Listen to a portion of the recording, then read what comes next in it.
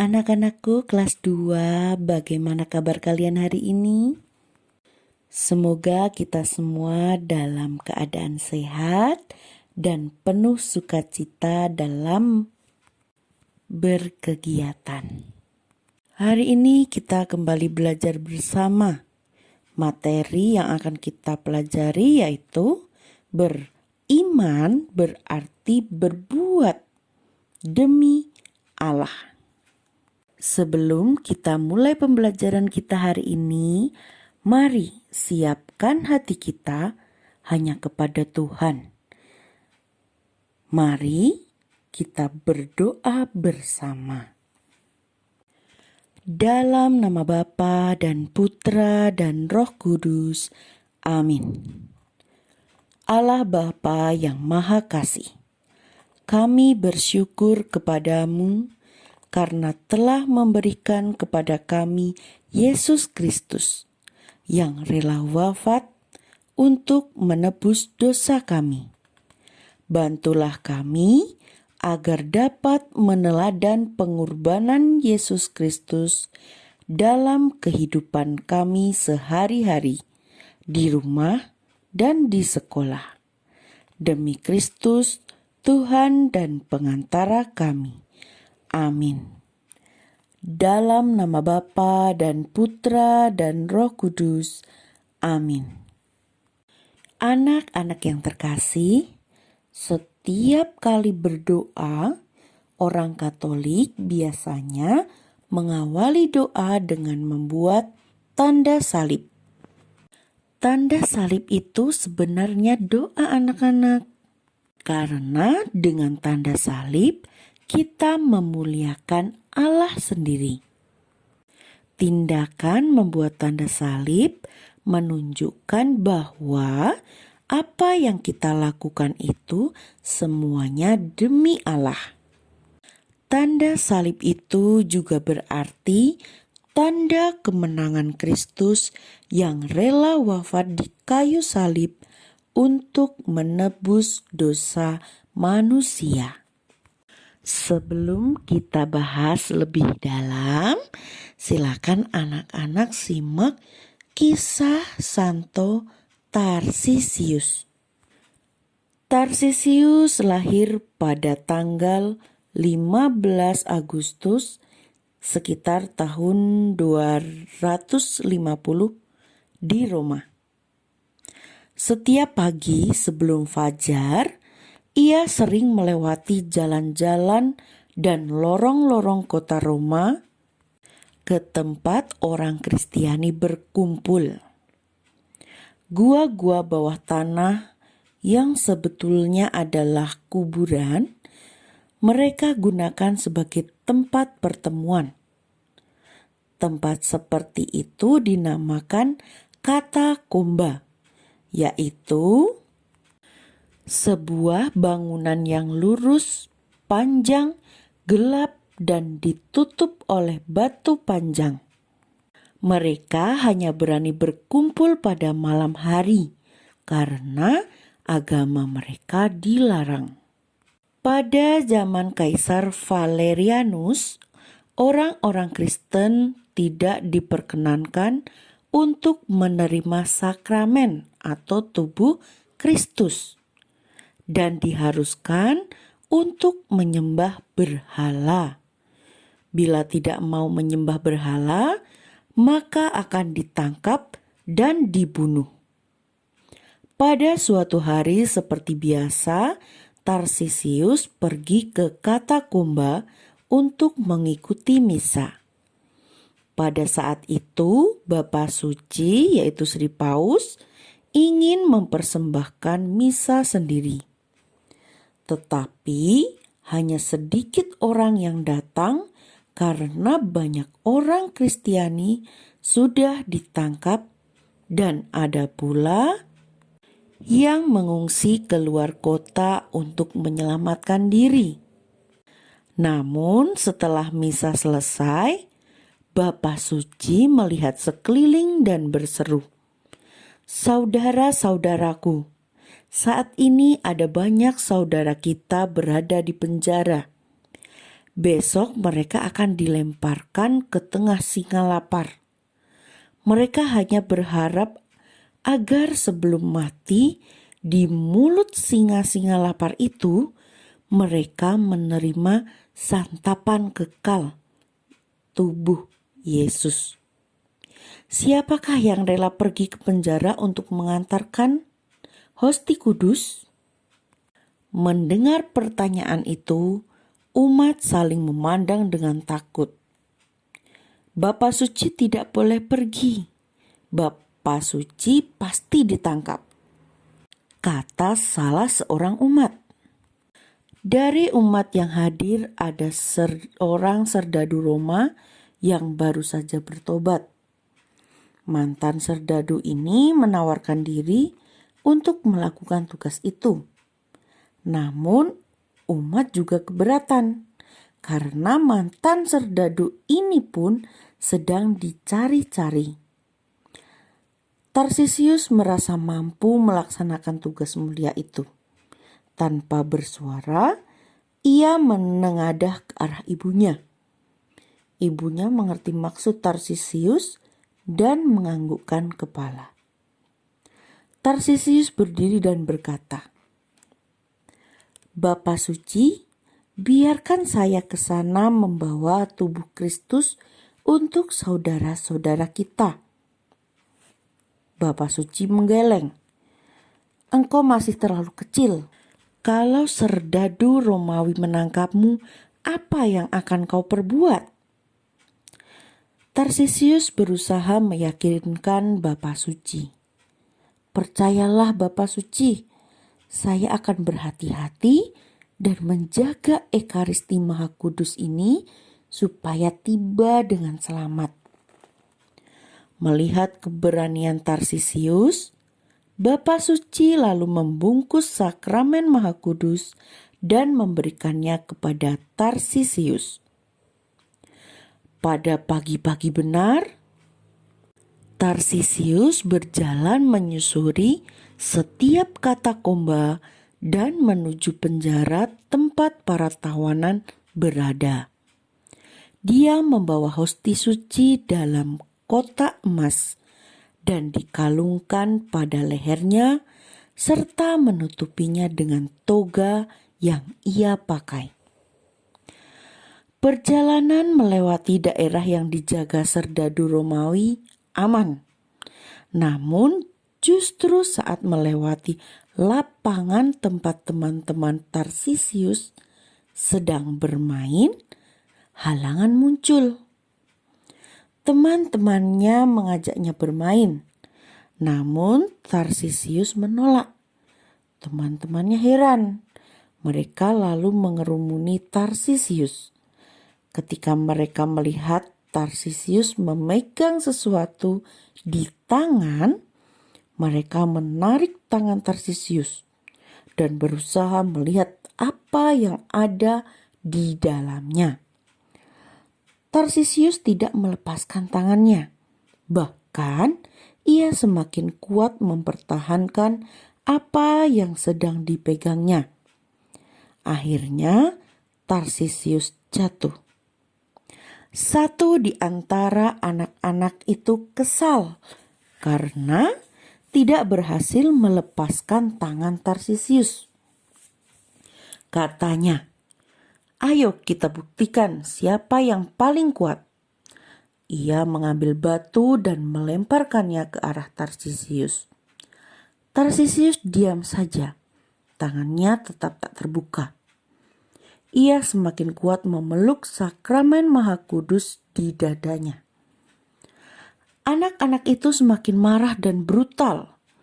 Mereka merajam Tarsisius dengan batu berkali-kali. Beberapa menit kemudian, Tarsisius sudah sadarkan diri. Tiba-tiba terdengar suara, "Berhenti! Mengapa kalian menganiaya dia?" Anak-anak itu lari terbirit-birit. Ternyata suara itu berasal dari serdadu Romawi yang bertobat, yang sebelumnya telah menawarkan diri untuk membawa sakramen Maha Kudus. Serdadu ini mengikuti Tarsisius dari jauh. Ia lari ke arah Tarsisius, memeluknya dengan perasaan sedih. Ia menggendong Tarsisius yang sudah tak sadarkan diri.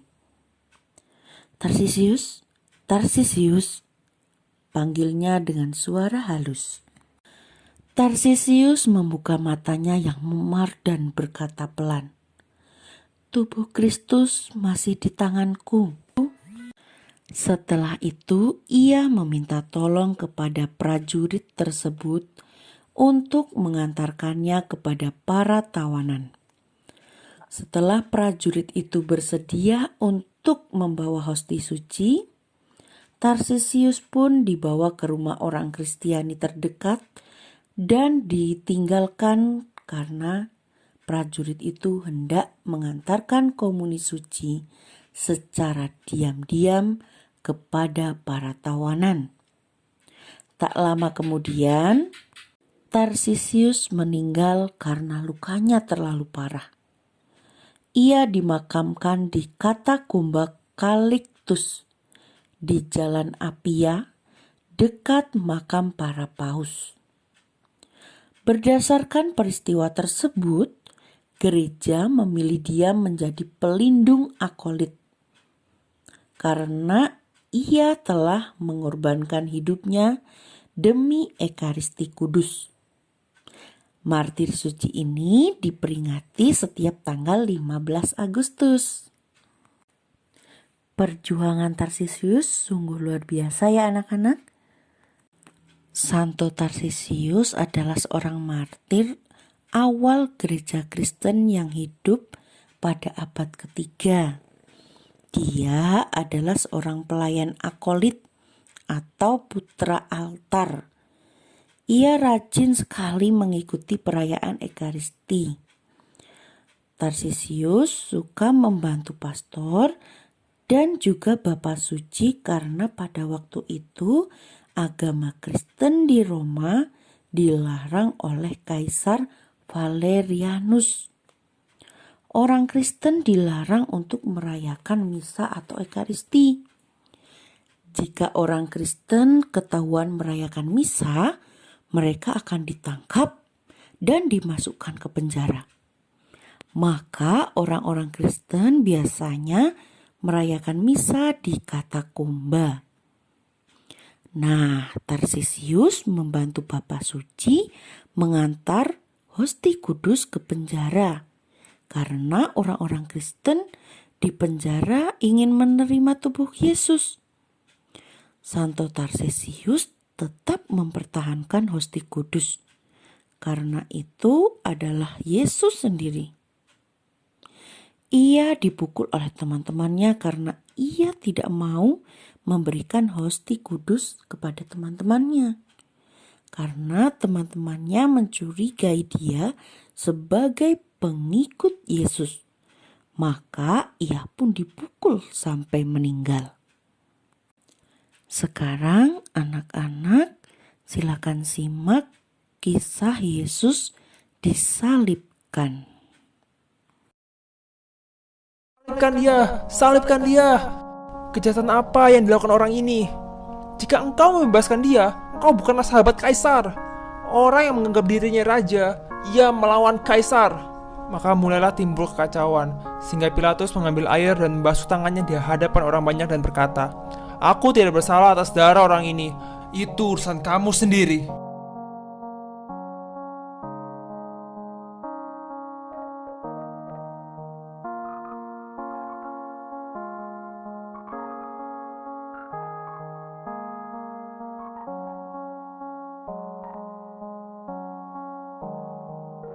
Ah!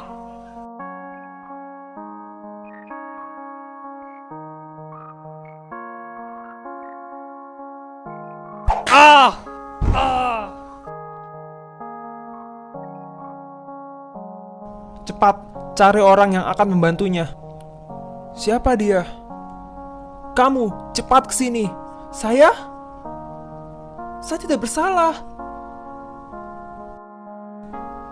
Angkat salib ini dan bantu dia dalam perjalanan.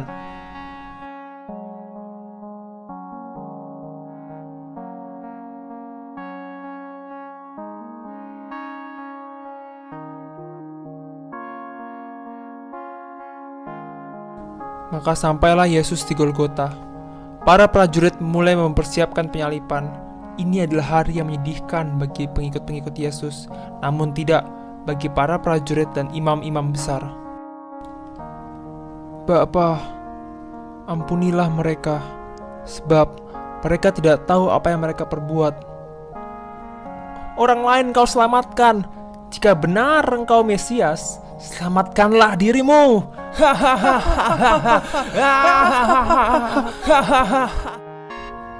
Bukankah engkau Kristus? Selamatkanlah dirimu dan kami. Tidakkah engkau takut? Kita memang selayaknya dihukum, tetapi orang ini tidak bersalah. Yesus, ingatlah akan aku apabila kau datang sebagai Raja.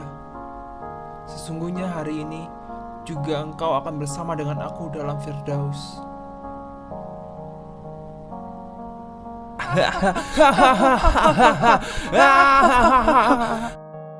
Penyalipan masih terus berlangsung. Matahari bersinar tepat di atas mereka. Lalu kegelapan datang meliputi seluruh daerah itu.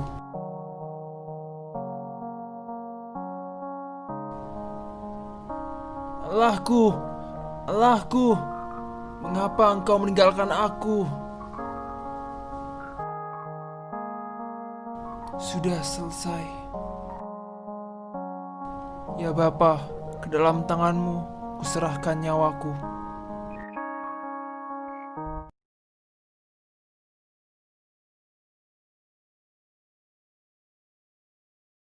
Anak-anak yang terkasih, Yesus dijatuhi hukuman mati oleh Pilatus. Pilatus kemudian menyerahkan Yesus kepada para serdadu untuk disalibkan. Yesus memikul salib dari kota Yerusalem ke Golgota, sebuah bukit di sekitar kota Yerusalem.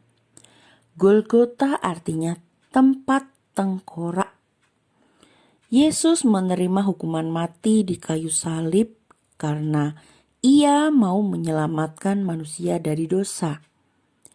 Kematian Yesus di salib memberi kemenangan kepada kita. Salib Yesus bukanlah tanda penderitaan, tetapi kemenangan bagi kita. Ketika Yesus disalibkan di Gunung Golgota, Bunda Maria dengan setia menemaninya. Selain Bunda Maria, ada juga murid kesayangannya, yaitu Yohanes. Yesus kemudian menyerahkan Yohanes kepada Bunda Maria. Ibu, inilah anakmu. Kemudian ia berkata kepada Yohanes, inilah ibumu. Yesus wafat di kayu salib untuk menebus dosa manusia. Yesus wafat di kayu salib juga karena taat kepada kehendak Allah. Salib bagi orang Kristen bukanlah penderitaan, melainkan kemenangan. Yesus yang wafat di kayu salib mengajak kita untuk bersyukur kepada Allah, karena Allah rela menebus dosa manusia.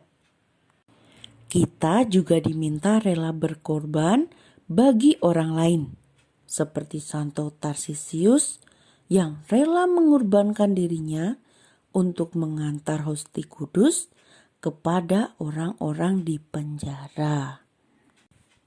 Anak-anak yang terkasih, nanti di akhir video akan ada latihan yang perlu kalian kerjakan. Silakan kalian kerjakan secara teliti dan penuh kesungguhan supaya hasilnya pun memuaskan. Sekarang kita akhiri pembelajaran kita pada hari ini dengan berdoa. Siapkan hati kita untuk berdoa. Dalam nama Bapa dan Putra dan Roh Kudus. Amin. Allah Bapa yang Maha Kasih, terima kasih Engkau telah mengutus Yesus Putramu ke dunia untuk menebus dosa manusia. Bantulah kami agar selalu melaksanakan apa yang menjadi kehendak-Mu. Demi Kristus, Tuhan dan pengantara kami. Amin. Dalam nama Bapa dan Putra dan Roh Kudus.